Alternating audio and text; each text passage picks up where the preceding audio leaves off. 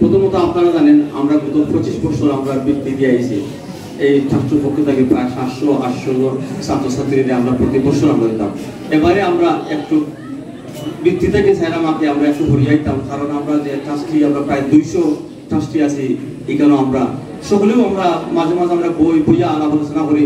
ঠিক আছে, আমরা এতদিন আমরা তো বৃত্তি দিছি, এখন আমরা কিভাবে এই জগন্নাথপুর গরিব এবং মেধাবীর প্রায়োরিটি দিয়া আমরা কিভাবে তারা বাইক করে হুকুম আল্লাহর কিন্তু উচিত না আমরা কিভাবে তারা ফুল সার্ভিসটা দিলে তারা নিজের ভাইয়ে তারা দাঁড়াইতে পারে, ওগুলা চিন্তাধারা করিয়া আমরা এবারে আর বৃত্তি দিলাম না। বৃত্তি না দিয়া আমরা এই রিসার্চ সেন্টার যেহেতু আমরা রয়েছে, একটা রিসার্চ সেন্টার আছে, আমরা বিভিন্ন জায়গা আছে, ওটা পরিবর্তিতে আমরা সিদ্ধান্ত নিয়েছি 200 জন ট্রাস্টি সবই আমরা একমত যেন আমরা যেভাবে তারা কাজে লাগে আমরা প্রজেক্টগুলো এইটা আমরা যাই। আমরা বিভিন্ন খাতে আইছি।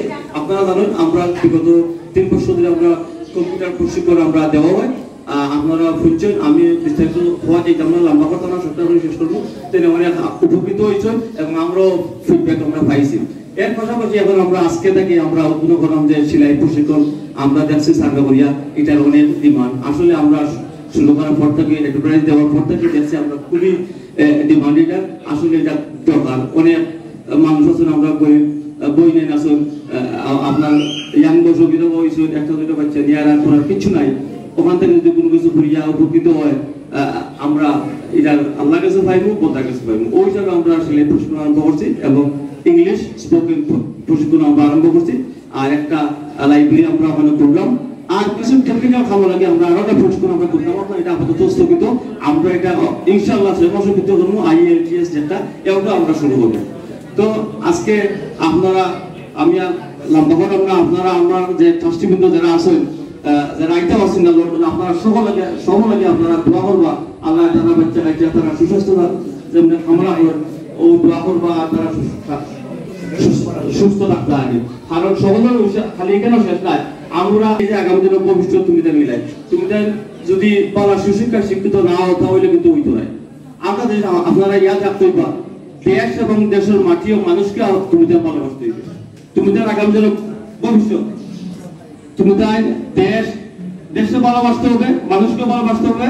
যদি দেশ এবং মানুষকে ভালো না বাসো তাহলে কিন্তু মুষ্টিমুখ একজন মানুষের ভাগ্য পরিবর্তন হইব, আর খেয়ে হইতো নাই। খালি ধনী হইতে থাকবো, হাজার হাজার কোটি টাকার মালিক হইব, আর হইতো নাই। আর যদি আপনারা দেশের প্রতি মায়া থাকে, মানুষের প্রতি মায়া থাকে, তাহলে কিন্তু আমরা কিছু না কিছু উপকৃত আমরা সব হইব। এইটা তা আপনার তোমরা এখনো ইয়াং যুবক যারা আছো, আমরা আগামী দিনের ভবিষ্যতে আছো, এইটা তা তোমরা সবসময় মাথা রাখবা। আর আমরা এখানে অনেক ট্রাস্টি মারা গেছেন যারা কষ্ট করিয়া এই সংগঠনে দাঁড়াইছিল আজ থেকে 25 বছর আগে, আমরা মাঝে নাই, এখানে সাইন আছে। আপনারা সবে তারা লাগে দোয়া করবা, তারা বেশ নসিব করেন, তারা অনেক কষ্ট করছেন এই ট্রাস্ট লাগে। তো ইনশাআল্লাহ আমি আর দীর্ঘায়িত করলাম না, আমরা তোমাদের লাগে আরো অনেক চিন্তা করলাম, আরো অনেক দূর যেতাম আমরা আশা, আরো অনেক দূর আমরা যেতাম চাইলাম। তো এই আশার এই প্রত্যাশা নিয়ে আমি বক্তব্য শেষ করলাম। আসসালামু আলাইকুম।